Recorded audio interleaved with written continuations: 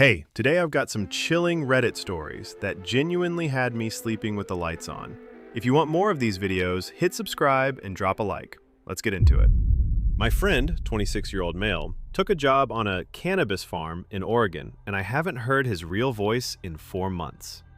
Posted to r/let's not meet by throwaway PNW0482 6 days ago.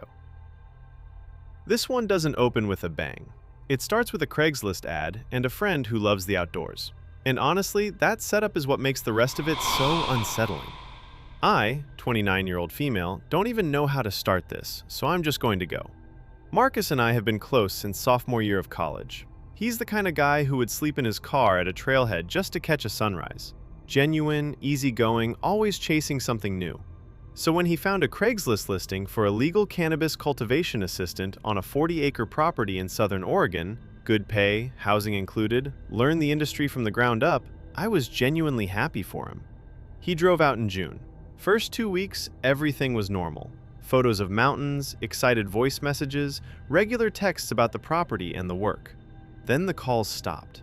Texts got shorter and weirdly formal. I told myself it was just bad signal out there. By week 5, Marcus sends me this. I'm learning a lot. Everything is intentional here. I'll reach out when the cycle completes. That is not how Marcus talks. Not even close. I got this gut feeling and I drove 9 hours to find him. Spent 2 more on unmarked dirt roads with 0 cell service until I finally located the property. There was no greenhouse, no professional operation, just dense forest. I found Marcus sitting inside a canvas teepee with no electricity. He had lost at least 30 pounds, sunburned, filthy, barely recognizable. He looked up at me and whispered, "Don't use my name." Before I could say a single word, a man stepped out of the tree line carrying a rifle and asked who I was. That image is where this one cuts off. And I need you to understand, what she walks into next makes this look like the easy part. Because that man with the rifle is not the scariest thing in this story, not even close. So there she is, 9 hours from home, no cell service, standing in a clearing in the middle of southern Oregon, and a man with a rifle just stepped out of the tree line. But here is what makes this part sit different. He was not angry. He was not threatening. He was calm, almost warm. And what OP describes next is one of those conversations that sounds perfectly polite on the surface, but feels completely wrong underneath. He called himself the steward, no real name. His voice was soft, rehearsed, like a line he had used 100 times. Marcus stood behind him and would not look at me. The steward said Marcus was in a growth period and that outside contact disrupts the rhythm. I asked to talk to Marcus alone. He said, of course, but never moved. And Marcus, my Marcus, who used to do impressions of our professors until I was crying, looked at me with flat eyes and said, "The soil teaches patience, and I'm exactly where I'm supposed to be."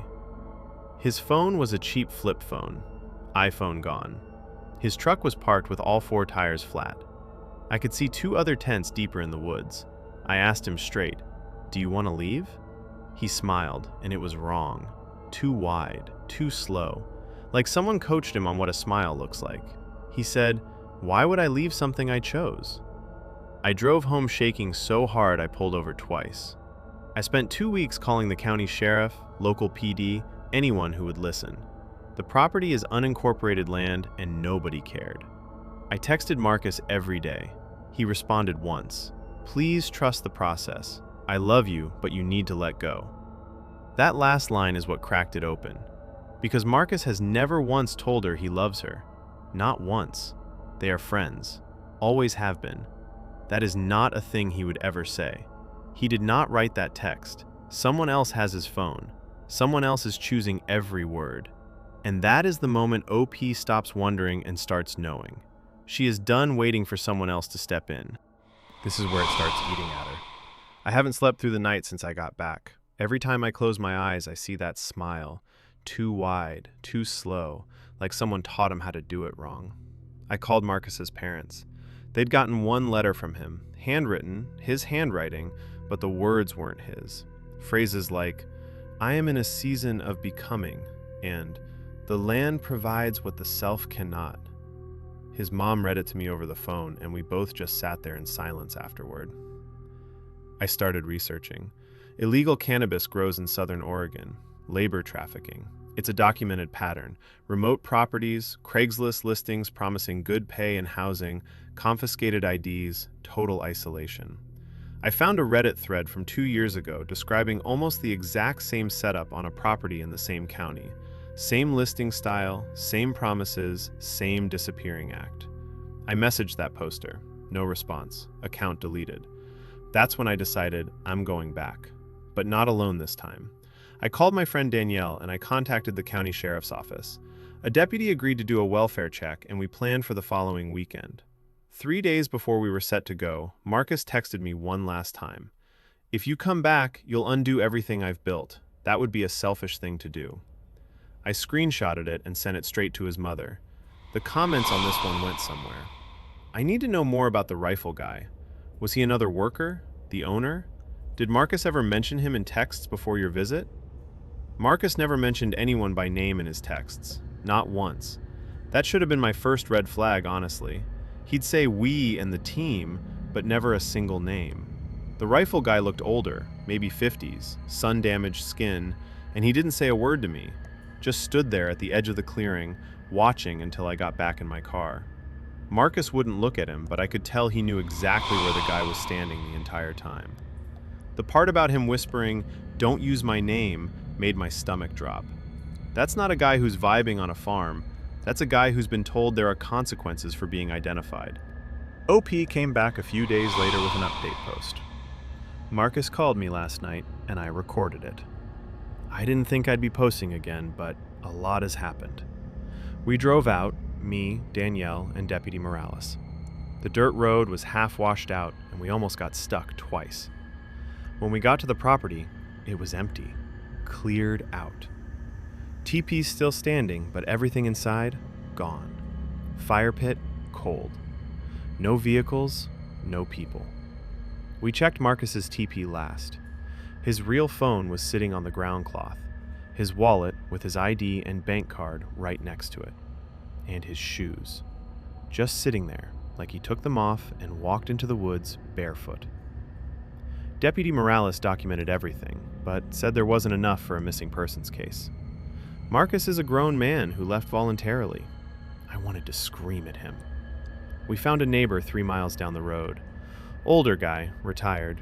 He wasn't even surprised. Said the property owner does this every year. Brings in young people, keeps them working, takes their documents, and moves when anyone starts asking questions. Reported it twice himself. Nothing happened.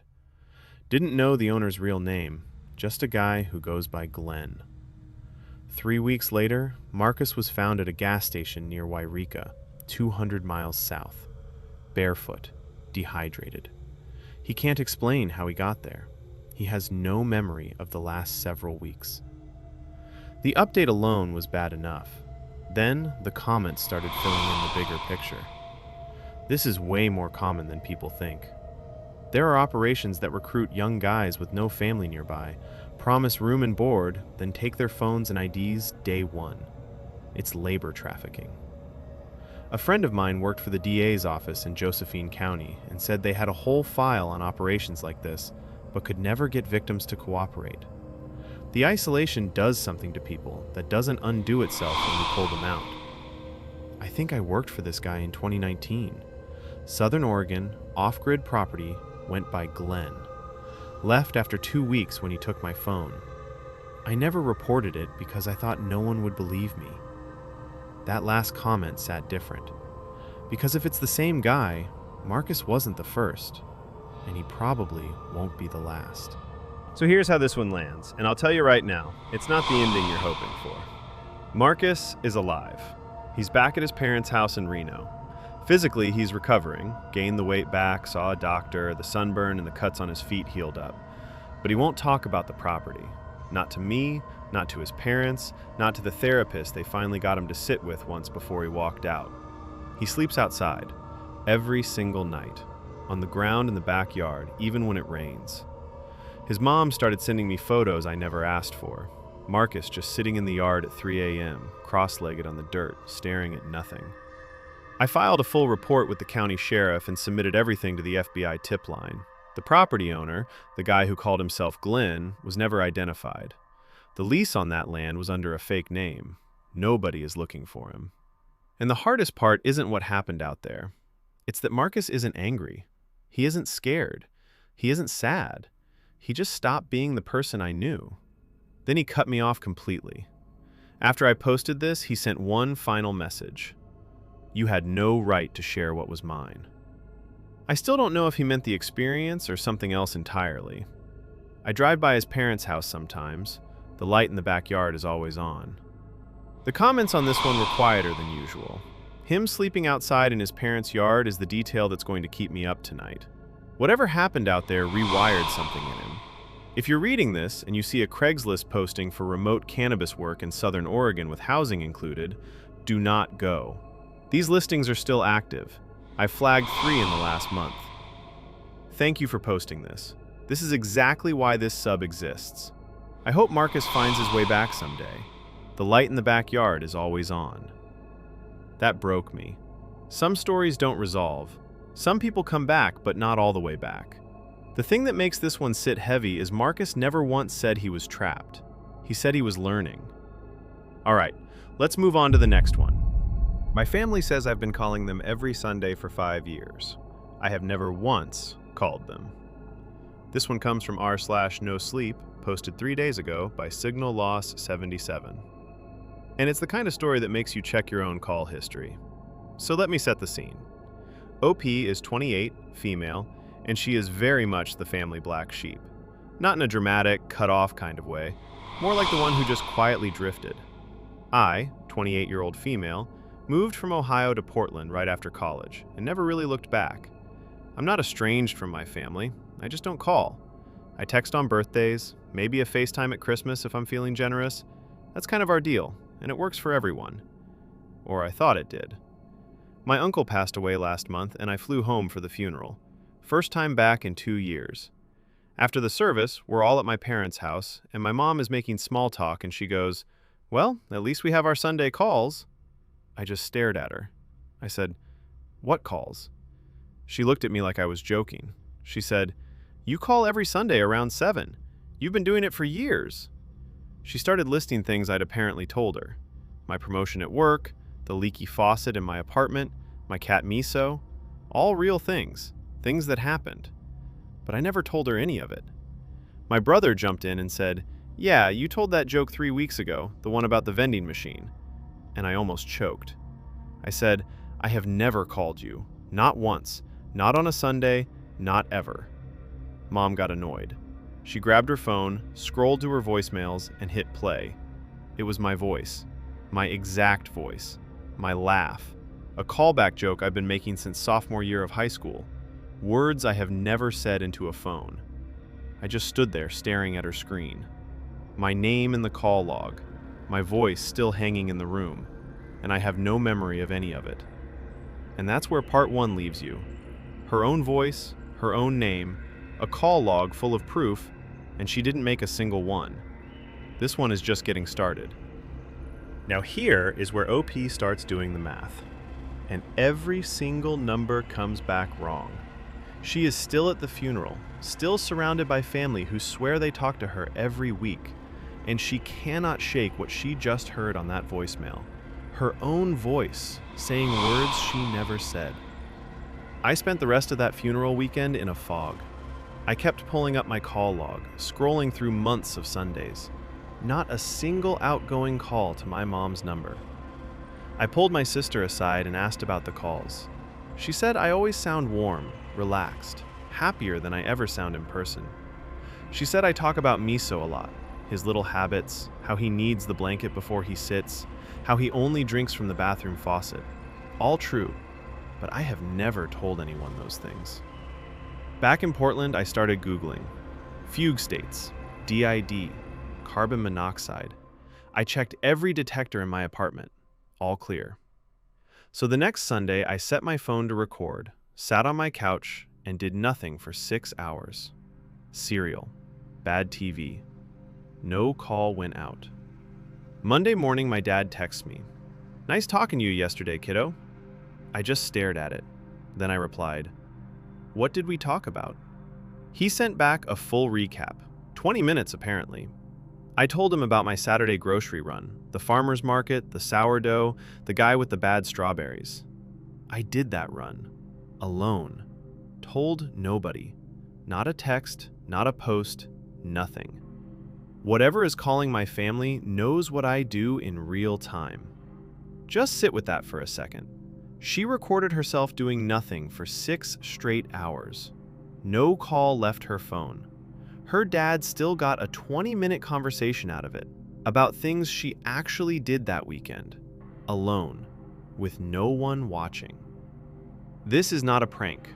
It is not a glitch. It is not something she can explain away with carbon monoxide or bad memory. Whatever is making these calls knows her life as she lives it, and it is sharing every detail with her family. So OP goes full detective mode, and what she does next is exactly what you would want her to do. I went scorched earth on this. Call logging app, background audio recorder running every Sunday from noon to midnight, and a handwritten journal. Every single thing I did, said, thought on Sundays. I told no one about the journal. 2 Sundays passed. Both times my family said I called. Both times my call logs showed nothing. The recorder picked up 40 minutes of me eating cereal and watching TV. Silence. No outgoing call. So I changed tactics. I asked my family to write down exactly what I said on the calls right after hanging up. My mom sent me a bulleted list. She said I talked about my coworker Janelle by name, mentioned a Thai place I ate at on Friday, which I did. And then she wrote that I complained about my landlord dragging his feet on a maintenance request. Here is the thing. I never said that out loud. Not to anyone. I thought it. I was annoyed about it while doing dishes, but I never once spoke those words. I went to a neurologist. Normal. I bought a completely new phone, new number, new carrier. The calls kept coming. My brother texted me on a Monday and said, "You sounded really tired yesterday." That was a week I had not slept more than 2 hours a night. Whatever this is, it does not just know what I do. It knows how I feel. It knows what I think. I feel like I am being watched from inside my own head. The comments on this one went somewhere OP was not expecting. The voicemail detail genuinely made my skin crawl. Hearing your own voice say things you never said is a whole different tier of nightmare. The second phone number registered under your SSN is identity theft at minimum. Please file a police report even if you think they won't take it seriously. Have you checked your apartment for recording devices? Cameras? Anything? Because knowing about Miso's vet visit the same day means proximity. I tore the apartment apart after the Miso thing. Nothing. But here is what is really getting to me. I asked my sister exactly what I said about the vet visit on the call, and she quoted me word for word describing the waiting room, the receptionist's name, the specific thing the vet said about Miso's teeth. I was alone at that appointment. No one was there. I keep checking my phone for spyware and it is clean. I do not know where this is coming from. That last suggestion planted a seed OP could not shake. OP went quiet for 11 days. No replies, no edits, nothing. Then the update dropped. I found the phone number and I think it's been inside my apartment. So I took the advice from the comments and ran a check on every phone line registered to my social security number. There are 2. One is mine, the number I've had since college. The second is a number I have never seen in my life, registered to my SSN, activated in 2021, the exact year my family says the Sunday calls started. I contacted the carrier. The account is active, in good standing, auto-pay enabled. I asked where the billing statements go. The rep read me an email address I do not recognize, but it has my first and last name in it. I asked for the call records. She told me they had already been requested and sent to that email 3 days ago. I checked every inbox I own, every spam folder. Nothing. Then around 4 p.m. my sister texts me. "Good call today, glad Miso is feeling better." Miso had a vet visit that morning. A last-minute appointment I booked at 8 a.m. and told absolutely no one about. My call log is empty. My recording app picked up 42 minutes of dead silence during the exact window my family says I called. I do not think this thing is copying me. I think it is performing me in real time with access to things I have not told a single person. The comments on this one split hard. I'm sorry, but this reads like dissociative identity disorder. You might be making these calls in a fugue state and genuinely not remembering. Please see a neurologist. Normally I'd agree, but the call log and recording app showing nothing during the window kind of rules out a fugue state, right? If she was physically making the call on her own phone, there'd be a record. And the second phone number is a whole separate thing. Something external is happening here. It's not pretending to be you. It is you. Just not the you that's posting. Stop trying to catch it. It already knows you're looking. I don't think it's watching me. I think it's living the version of my life where I didn't pull away from my family. 2 days after that update, OP came back one more time. Not a new post, just a final edit. And honestly, this is the part that hasn't left me since I first read it. She hasn't posted since. Her account is still active, but completely silent. And here's the thing that got to me about this one. The real horror was never that something was pretending to be her. It's that it was doing it better. Whatever this was, it remembered the birthdays. It asked about Dad's knee surgery. It knew Miso's name, knew about the vet visit, knew about the grocery run no one else saw. It did the thing she always meant to do and never did. It showed up every single Sunday. And now you have to sit with that question. If her family had to choose between the daughter who disappeared and the one who called every week, which version of her would they keep? The fact that your cat's vet visit came up in a call you didn't make is the part I can't get past. That means whoever or whatever is doing this has real-time access to your life. You didn't lose your identity. You just found out someone else was using it to love your family the way you couldn't. And that is the last story for today. Let us know what you think down in the comments, and we will see you in the next one.